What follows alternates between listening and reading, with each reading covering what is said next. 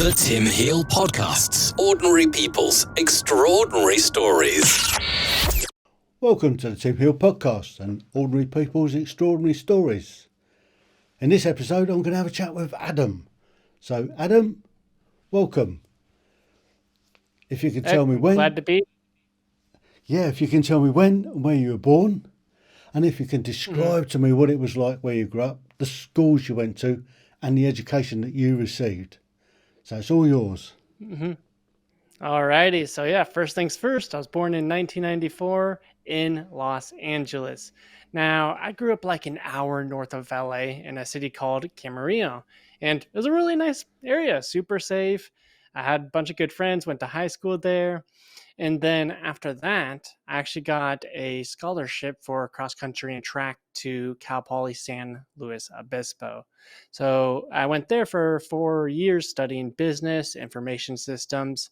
And then, upon graduating, I actually accepted a sales job in Northern California. And that's when my story gets a little crazy here. But in a nutshell, that's a little bit of the background of me. Brilliant. So let's take you right back then. Early days. What was the area like where you grew up? What was the street like? Was it like you see on the movies, where it's all wide open streets, sort of big houses either side, big wide drives, everybody's got a car, everybody drives everywhere, nobody walks? Or was it sort of a built up neighbourhood? Yeah, so I mean, the city probably has like a 70 to 80,000 population, but it's decently sized. So yeah, everyone's always driving. It's a nice suburban place. Everyone's got nice houses. So we grew up in a really safe and fun area. It's like really good for families growing up. But the thing is, after a while, it gets kind of it feels small if you grow up there for a while. There's only so many things you can do. It's not like a huge city, you know. So I was pretty excited to get out of there after high school. But I mean, the area itself is actually super nice. And when I have a family, that's maybe somewhere that I want to raise them at. Yeah. So let's take you back to, what was your elementary school like? Was it a big school? Was it a small school? Was it? Yeah, so very small, very, very, very small. So when I actually went to elementary school, I lived in another place called Santa Rosa. And so there's two Santa Rosas in California. There's one in Northern California and one in Southern California. I was in the Southern California one. And yeah, very, very small school. But again, we had a lot of like open areas, really big, like small in terms of how many people went there, but big in terms of like how the location space, right? And so, yeah, it's a pretty normal childhood, but grew up with three older brothers. So I guess that was one of the few things that was different for me. Was everything was a competition. Like in between me, I'm the youngest of the four brothers. And so I got beat up quite a ton from them, and all in good spirit. My brothers are great and we love each other. But yeah, so that's kind of what made me into the person I am today, because I'm like a super competitive person. Like literally, if we could all be at a park and we would have nothing to do, well, guess what? We're going to pick up some rocks and see who can throw it closest to that tree over there. Like literally everything's a competition. So yeah, that's a pretty good description of my childhood there. So your elementary school then, what was your favourite subject in elementary? Tough to say, because honestly, I never liked school. Like school just from an early age all the way through college, like I hated school. But I guess if I had to choose one, I would probably say math, just because it came the easiest to me. Definitely not history. That bored me. I could not pay attention. Science I did not like. So yeah, I guess if I had to choose one, math. But in no way am I saying I liked it. So moving up then, what was your middle school like? Yeah, What pretty were those similar. days So again, like? this is when we moved to Camarillo, so a little bit bigger of a school in terms of the population. Had a few close friends, hung out with them a bunch. They lived near me. So yeah, I would say middle school is probably, out of all my schools, is probably one of my most favorite, I would say. But I would just say, just because I had like more freedom and less responsibility, right? Once you get into high school, then you're like, okay, I actually got to do some work, X, Y, and Z. So what was good about your middle school then? Again, I just like the fact that we didn't have too much responsibility, and I just think that gave me more flexibility to do what I want, hang out with my friends whenever I want. And so I think that was really what separated middle school from the others, I guess. And at that time, were you doing sports? Were you sort of competing at anything? So I was doing soccer, and the thing is, all my brothers have been really fast. Like they all got scholarships for cross country or track or whatever it is. So I always kind of knew I was going to be a runner. But at this point in my I'm freaking middle school. But at this point in my life, um, I was just into soccer. Like soccer is really fun. I was pretty good. Nothing too crazy, but yeah, that's what I was doing at that time. Yeah. So you didn't go for American football then, No, no, no. I was a small, skinny cross country kid. and I guess yeah, rugby's not big in America. Oh no, I wouldn't have So been. I wouldn't have been built for it at that time, anyways. Like I was like a little twig up until like college, pretty much. yeah, I mean it's useful being small and gobby to be a scrum half in rugby, Mm-hmm. as long as you've got a decent number eight to look after you. Gotcha. So you quite good at running then as well. Yeah, yeah. In high school, I think I ran like a 4:24 mile and then like a 9:14 2 mile. So like pretty good, pretty competitive. Yeah. So that's the kind of route that you went down. So when you got to your high school, then Hmm what was changing? What was Yeah, what so was I'd that say the like? big so I'd say I was at that point where I was like, okay, like first of all, I'm okay to pretty good at soccer. Like put me next to the average person, I'm going to be better, right? But then, relative to other people, nah, like they'd crush me. So I was kind of at this crossroad. I was like, I like soccer more than running, but I was like, my brothers are all good at running. They got scholarships. I was like, this is the path I'm going to go. And so the first year I sucked. I was like terrible, like really slow, one of the worst people on the team. And I remember my coach actually coached all my brothers. And funny enough, my oldest brother actually married my coach's daughter. So like we had like expectations going into it. He's like, all right, we got another Lucero brother here. And then I just sucked. And I was like, okay, ooh, just not what I was expecting. But then my sophomore year started to get pretty good. And then by junior year, I was doing really well. And then, yeah, by senior year is when I signed my scholarship there. Hmm. Um, but yeah, that's pretty much my high school career in terms of the running, at least. Well, let's have a look at the running because I mean it's not just sort of take off and run. Mm-mm. There's an actual science to Mm-hmm. being good at running. Mm-hmm. So you started off your first year, you wasn't all that good. So what did the coach do to change the way that you run to make you faster? I would say it was just more so of the consistent training and the difference in my mental state. So like I went into high school thinking I was going to be the fastest person ever to exist because all my brothers were really fast. And so like I guess I just didn't really train too hard or put much effort into it. And then sophomore year the thing was like I was better, but I wasn't like crazy fast. But then it was actually when my coach put me into a varsity race, like my first one ever. And something just clicked or something. I was like, all right, I don't know what happened, but it was like a new version of myself. And so it was like maybe the self belief of being in varsity or something just sparked inside of me. And it was after that point I was just fast now. So it was tough to say. It wasn't like any special change in terms of like the training. I guess I took the training a little bit harder, and then I guess the belief to be in varsity. I guess Mm. so. It sparked it for me. Yeah. So what was the training? What was involved with the training then? Was Hmm it just sort of going on the track and running, or did it involve gym work, uh, hmm Yeah. a So series of different typically, stuff? Yeah, so typically nowadays people are training way harder than what we did in high school. Like it's pretty nuts, but um, we were probably only running like 30 miles a week, which is pretty low for that level that we're competing at. Normally you want to be around like 40 or 50. So the training in itself wasn't too rigorous. But yeah, so you have like distance runs. Obviously, you got to build the endurance up. You're not going to be able to do a 3 mile race or something like that if you don't have the endurance, especially if you're going fast. And then the second part to that is we want to do more like speed interval training. So like once a week, maybe even twice a week, we work on our speed, get those fast twitch muscle fibers activated. And so, yeah, in a nutshell, that's really what it is. It's just pretty mentally draining, though, physically and mentally draining, because it's like 4 or 5 mile runs and then sometimes 7 or 8 mile runs. But yeah, but college is another story. But yeah, high school, that's what training was for us. So what was your favourite distance? What distance were you running well at?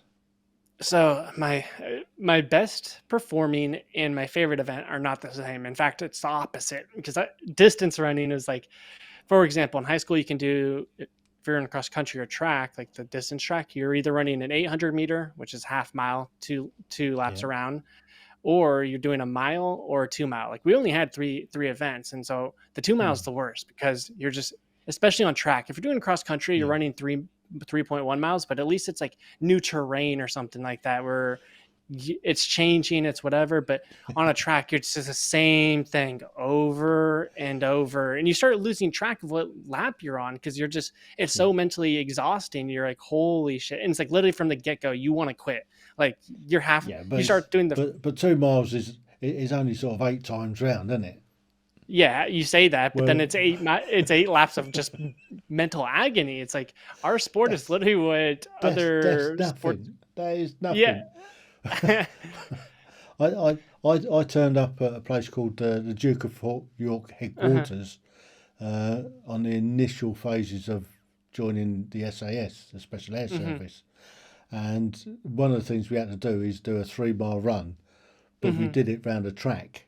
So it Hmm. was 12 times round. Oh, that's brutal. And Yeah. and it was quite funny because I'd coming up to my 12th lap. I said, just about finished. Nah, keep going. Yeah. Oh, that's So, crazy. Yeah. And so then, I ended up doing about 15 laps oh, before that's, they said, all right, come in.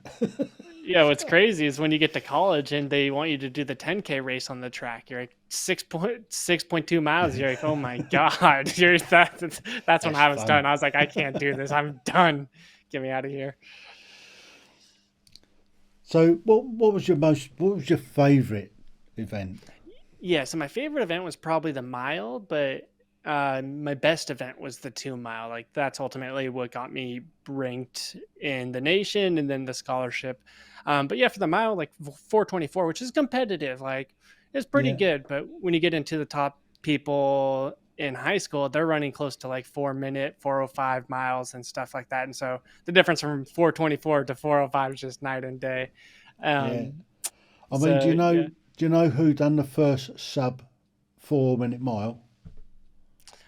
If you asked me in high school, I probably would have been able to tell you, but I do not. Roger Bannister, and it was done Mm. in England. Oh, nice. First sub 4 minute was done in England. So there you go. Yeah, yeah. Now you got high schoolers breaking that time. It's crazy. Yeah, I know. It's mad, isn't it? Yeah. So then moving on then. What other subjects did you do in high school? Did you do sort of band? Did you do theatre studies? No, I What was sort of I was more of a minimal effort. Like I said, through every school, like I just hated school. It was just like like some people say they don't like school, and I was like, no, I hate it with a fiery passion. Like I literally, it's like torture for me. It felt like, so I never had a favorite. It doesn't matter if it's elementary, middle school, high school, college. Never had a favorite topic or anything. I was always just like doing the bare minimum to get by and whatever. But again, it's always going to be math, because like that just came easier to me than any other subject. But no, I was not a big school advocate, so I didn't do many like extracurricular activities. I was like, in my mind, I was like, I'm running. That's what's getting me into college, and if that doesn't get me into college, then it is what it is. Like, So here's a question for you: if you hated school so much, why did you want to go to college? I mean, that's what we're told. Like everyone's, especially in my generation, like that's what my parents always push. Like get a job or go to college and get a job. And it's like looking back at it, it's like such backwards thinking. Like I didn't even know Yeah. what I wanted to do. And we're paying what, 20 to 30K per year to send me off to college for something. I hated school, didn't know what I wanted to do. But again, that's what our society tells us to do. But it's so backwards thinking to me. So anyways, that's what I ended up doing. And then, yeah, obviously now I'm not even doing any work that's relevant to what I did in college. But yeah, at the end of the day, I got a lot of experience, enjoyed college. So So let's look at your college then. So you got a scholarship to go to college to run. mhm. So um, what was the events that you were sort of scholarshiped into? What did they So want you there's for? yeah, so there's cross country, and so usually those are about like an 8K race, which is close to like 5 miles or so. And so yeah, had pretty good times there. Like I think my first college race, I did an 8K around like 25 or something like that, so close to like 5 minute miles. Mm. Um, but then yeah, that's like more of the cross country race, and obviously each course is going to be much different. Some are going to have more hills or whatever it may be. And then when it came to track, I was going to be the 10K on the track. So I'm glad I was injured every season for track until I quit. So I'm glad for that part. I did not want to run 10Ks on the track. So did you ever do any orienteering? Because that's like Mm, cross country, but you've got to think. dude, sorry, do any what? Volunteering or what? Or orienteering, What is that? running with a map. Okay, no, no. No, didn't get into orienteering because lots of cross country runners um, cross over into orienteering and do the thinking part where you have to run around a course, but you have to Mm, find the little clickers to mark your card to make sure that you've been okay. Yeah, you no, didn't I've go never down that even heard of route. that. All right, have a look at it. You might enjoy that sort of sport. Hmm. So the rest of college then, what courses were you taking? What did you major in? Yeah, so I was in business, and so again, some of those classes were okay, but it's a wider range from information systems, so like how to do a little bit of coding or how to do more security, cybersecurity, or whatever it is. We had marketing ones and so forth, and so it's just a wide array of classes. Again, I guess business classes were a little bit better, but none of them I was like really ever excited for. Hmm. So after 4 years in college, then did you graduate with any honours, or did you just sort of scrape scrape No, through? scrapped on by just yeah. I'm always a bare minimum kind of person when it came to school. When it comes to anything else, I'm like I'll put in 100%. But school is just something I was like I can't bring myself to do it. I hate it so much. Um, but yeah, so got on by and then landed a sales job in Northern California, and so that's really when my story in my life begins, I should say. And because what happened was I was up there 2 weeks before the job started, and I was looking for housing. Had to be at my I was at my aunt's house, and she told me, she's like, Adam, you have to be out of the house for 8 hours, and I'm having clients over. So I was like, okay, no problem. So I hang out with the one person I knew in that area, and then he's like, all right, I got to go. And so I don't know anyone in the area, have 4 hours to kill. I decide I'm going to go watch a movie by myself. So I'm in there, and, it's like a normal movie. You're sitting down, the movie starts, the lights dim, and I'm just sitting there watching it for about 10 minutes. Then all of a sudden, I feel a hard hit to my throat. And my initial reaction was like, this guy hit me hard. So I turn around and I'm like, yo, what the hell? And then I felt another punch to my arm and chest. And then so I turn around and I push him. And as I push him, I feel a cut on my wrist and ear. And instantly I knew this guy didn't punch me, he stabbed me. So I started yelling, like, I've been stabbed, I've been stabbed. The lights turn on. I see this guy running away. And then I take off my shirt and wrap it around my neck. And I'm just holding the blood in. Now, two older women come running up and they start asking me, like, what should we do? And I tell them, just put pressure on my neck, like, hold the blood in. And so they start doing this. Then I hear someone say, should we call 911?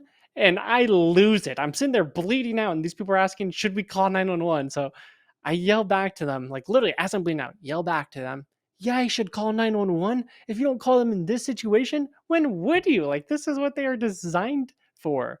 And so paramedics come 5-10 minutes later, and they start asking me all these questions, like, what year is it? What's your name? What's your mom's name? Who's president? And I get it. They're making sure I'm conscious, staying with them, whatever it is. But I'm just like annoyed. I'm like, can you guys just save my life? Like, you guys can ask me 21 questions and get to know me after. And then they're like, all right, let's get him up on the stretcher. So they pick me up, and I feel all my wounds worse than the initial stabbing because now I don't have the adrenaline in me. And they have one person in the front right of the stretcher, one front left, one back right, one back left. Now they start going down the stairs, and for every stair there was, it felt like I got stabbed in all those places 4 times because the person in the front right would step over, then the person in the front left would go, then back right, back left, and it was just the most excruciating pain I've ever endured, and hopefully will endure. But yeah, so they get me to the ambulance, and I remember thinking, like, okay, I can start to relax. Like, the paramedics got me. They know what they're doing. And as soon as I get that thought, I feel a cold rush through my entire body. And it was like nothing I've ever endured. And it dawned on me. I was like, I lost a lot of blood. Like, I could definitely die here. And so I see them come over with an oxygen mask. And I remember thinking, like, don't fall asleep. You're not supposed to fall asleep in this situation. But they put the oxygen mask over my face. And seconds later, I'm knocked out. Now, I wake up 7 days later from an induced coma, and I'm just living off tubes. You unplug those tubes, you unplugged my life. And I woke up and I was just in this weak and broken state. Like, I never felt so pathetic in my life. I kid you not, like, I could just feel my body was lacking nutrients. I was getting all my nutrients from tubes that were stuffed up my nose. So I could just feel my body just so weak. And physically, it's like I used to be like 8% body fat, 170 pounds, like pretty jacked person. But now I was 130 pounds at 6 foot. So sticks and bone, lost every ounce of muscle I had from years of weightlifting, just felt weak. Energy was depleted. Like, after I got to the point where I was able to take the tubes out and eat food again, which took me a while. But once I got to that point, like, I literally would have to nap in order to eat a meal. Like, I would eat half my meal, be exhausted because the act of eating drained me, fall asleep on my plate, wake up, finish my meal, and I was just like so destroyed. Like, I didn't even recognize who I was anymore. My confidence disappeared. I couldn't think clearly. You could have been like, Adam, I'll pay you $5,000 if you answer 11 times 11. I wouldn't be able to do it. Like, I just could not think clearly. It was crazy. And so it was really at this point where I felt like giving up on my potential. I was like, this sucks. But I realized, I was like, me being a victim, swearing at the world, it isn't serving me towards a better life. It's not enabling me to overcome the issue at hand and get my life back on track. And so I started doing whatever it took. I was like, all right, I'm taking full responsibility. This happened. I'm accepting it. And so what can I do moving forward? So I started studying evolution, biology, psychology, learning how to optimize human performance so that I have more energy, so that I can be more productive. And just day by day, I was doing everything I needed to do: my physical therapy, my speech therapy exercises. I had to go to like EMT to see if the metal plates in my face were healing properly or whatever it was. And so just week by week, month by month, I just was putting in the necessary actions.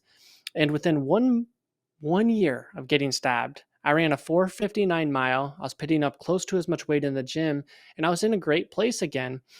And so eventually that led me to this path where, first of all, I ended up taking that sales job in Northern California, worked there for like 3 months, and everything was great. Like, I was only working 20 to 30 hours a week, and it was like a full-time gig essentially. And I was on track for a promotion where I'd be making multi six figures at the age of like 22 essentially. But like, I just didn't like who I was when I went in the office. I felt like my soul was being sucked out of me, similar to like how I was in school. I was like, this sucks. I just don't enjoy being here. So I actually quit that very promising job, worked on my brother's business with him. And then eventually I was like, I want to start my own business. And yeah, now I help entrepreneurs and really driven people optimize their performance so to accomplish more in life, essentially. Wow. Right. Let's just take you back to the start of that incident. Hmm. What was the film? Hmm. So it was a really bad film, a really bad one. I always joke and say I deserve to get stabbed because I chose that movie. Obviously a joke, but yeah, it's called The Shallows. So it's some really bad shark movie. Blake Lively's in it, so it's pretty much why I went. But So, so did they catch the guy that did it? hmm he's actually in jail, and the cops were looking for him when he attacked me because 2 days prior he stabbed a homeless man 50 times while the guy was sleeping. So um, you might be wondering, well, why did he do it, Adam? And so essentially, he was schizophrenic in his own world, and yeah, that's why he did it. Hmm. But they managed to catch the guy. Hmm. Did he manage to do anybody else in it afterwards, or? No, so they got him once he attacked me, and calls came in, so they got him pretty quickly after that. Yeah. And did you have to attend a trial or anything like that? I personally didn't have to, but yeah, there was a court process that actually was delayed a while because he was insane, so they couldn't like use him in court. So he had to work with like psychologists, like whoever gets him back to the mental state where he's sane again, right? And Hmm. so when he did regain consciousness and he found out what he did, he actually pled guilty because he felt bad about it. And so I have no negative feelings toward him, no anger or whatever it is. In fact, quite the opposite. Like, I wish him the best and hope that in the future he's able to live life again and forgive himself, because it just goes to show Hmm. like he's not that bad of a person. Like, he felt bad about what he did. He had that remorse. It was just that he was schizophrenic. He was mentally ill. He was insane, however you want to look at it. You know, he was battling his own demons. And it's like, who's to say if I was in his circumstances, I would be any different, you know? Like, he was a homeless man, not getting the proper food, nutrition, probably health completely spiraled out. And so it's like the fact that he felt that remorse shows me more about him than what he did in the past when he was mentally ill. Hmm. So how long did he get prison sentence? Do you know? I I think it was 20 to 30 years, but I honestly don't even know. Again, it's one of those things where I was like, I wish him the best, but I'm not going to keep spending Hmm. my time and energy and thinking like, oh, Yeah. let's follow up with this. It's like, it is what it is. I'm moving on. Yeah. That's fair enough. I mean, Hmm. it's a, I mean, it's a strange thing to happen. I mean, you go and see Hmm. a rubbish film and you end up getting stabbed. Yeah. And Serious. so how many times did he actually stab you? 3 times. So this one went halfway through my throat. It was with a chef knife, so it gets bigger, closer to the handle. So that one went Right. halfway through my throat, and it was crazy because the doctors are like, if we were to choose where you got stabbed down to the millimeter, we would have chosen exactly where it was. They're like, it was like kind of crazy. They're like, half an inch this way, instant death. Half an inch this way, jugular. Like, it's just all these things. And I was like, they're like, if we were to choose a spot where that blade pierced you, it would have been that exact spot. So it was like, that is already crazy in itself, because like the fact Yeah. I'm able to even speak and be a normal functioning human being after getting stabbed in the throat, like what? And then the next one was punctured my lung down here. You can probably see this one, right? The Yeah. lighting is kind of bad. You can kind of see it right there. Oops, right there. But yeah, so essentially 3 times. And then when I turned around and pushed him, he was trying to stab me again, but then I kind of blocked it with my wrist. It's Hmm. hard to tell with the lighting again, but blocked it with my wrist. So he sliced it, hit my wrist, and then got part of my ear too. Wow. So you're really, really lucky then. Oh yeah, lucky or unlucky, how you want to look at it. Well, yeah. I mean, Both, I it could guess, have been right? so much worse. You could have had Yeah. another Oh yeah. 46 stab wounds. Hmm. Thinking, Unlucky, thinking the poor unlucky in the homeless sense. guy. 100%. Unlucky in the sense that it happened. Lucky in the sense to survive, right? Yeah. So moving on then. So it took a year to recover from this Hmm. whole episode. Hmm. Um, you did 3 months in the job.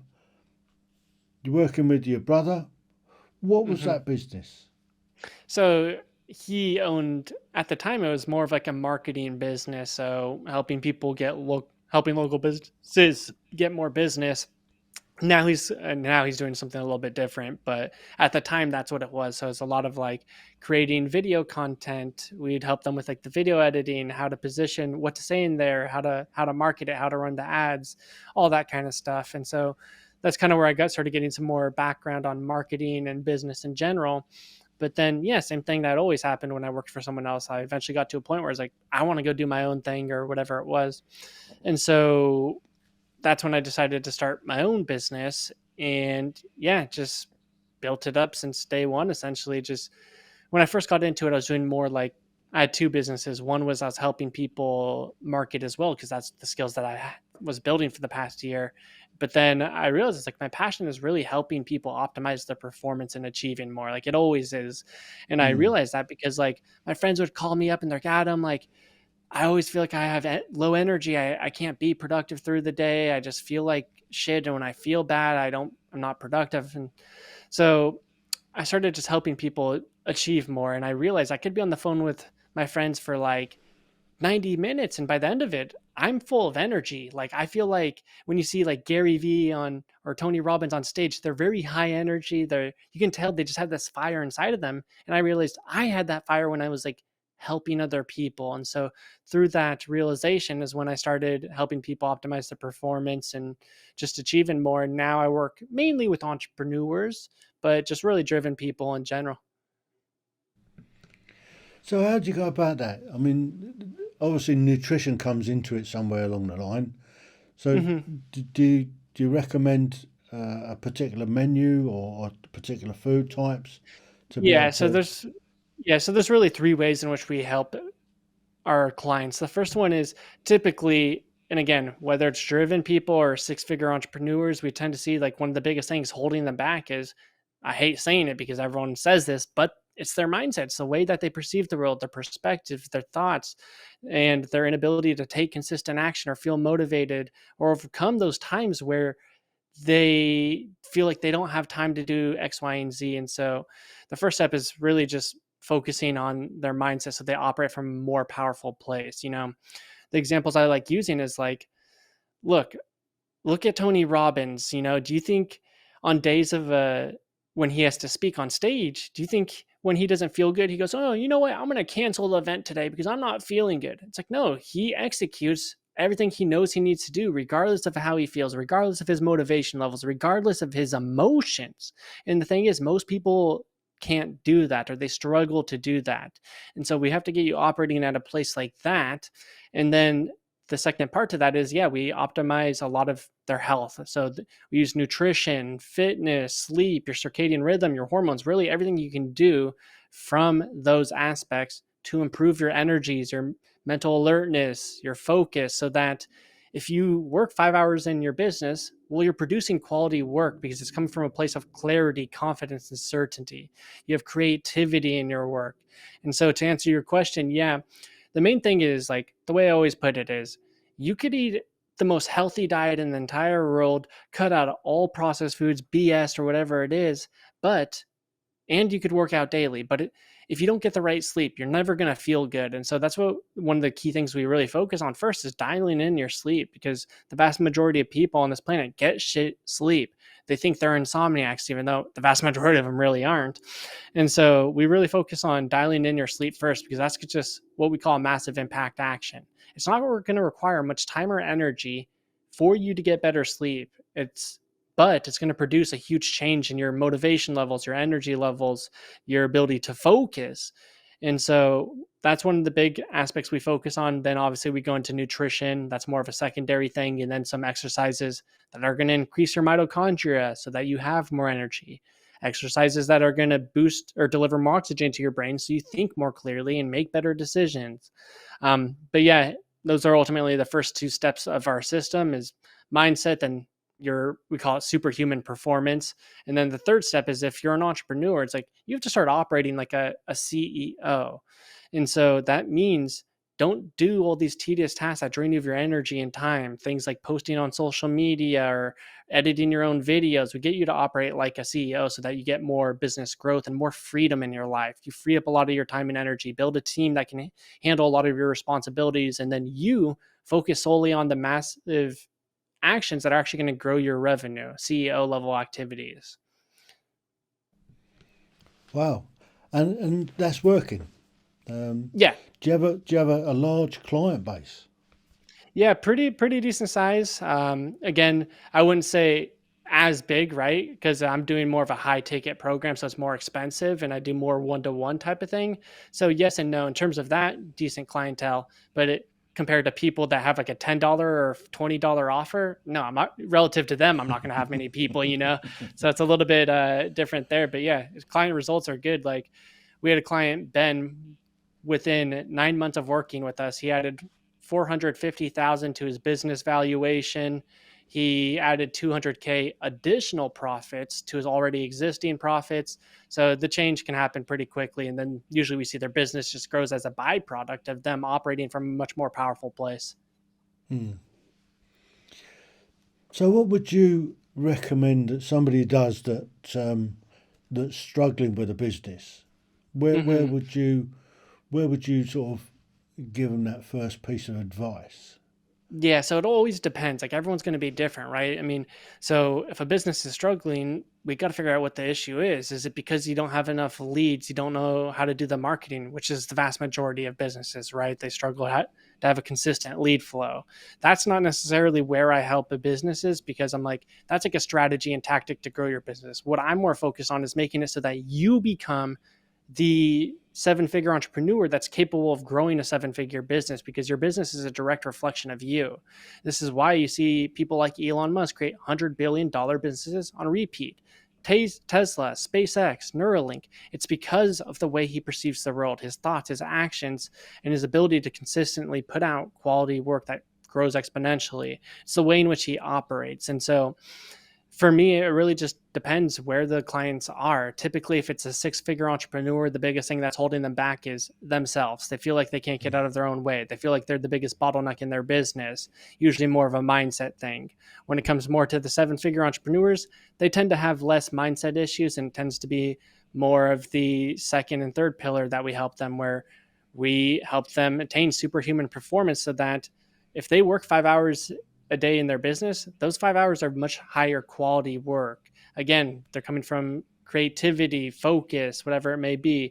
Then the third step is we want to make sure that they're spending their time wisely. We can't have them doing tedious tasks. If we have to get them to focus on more of the actions that are actually going to provide the growth in the day. And so it really just depends from client to client. But yeah, usually if it's a six-figure entrepreneur, it tends to be more mindset is where we want to focus first, and then we move into the other aspects. So, let's have a look. From your own experience, Mm-hmm. what happened to you? Do you have any sort of flashbacks? Do you have any sort of post-traumatic stress disorder from it? Has it affected your well-being at all, Mm-hmm. other So than what you went initially, through? Obviously.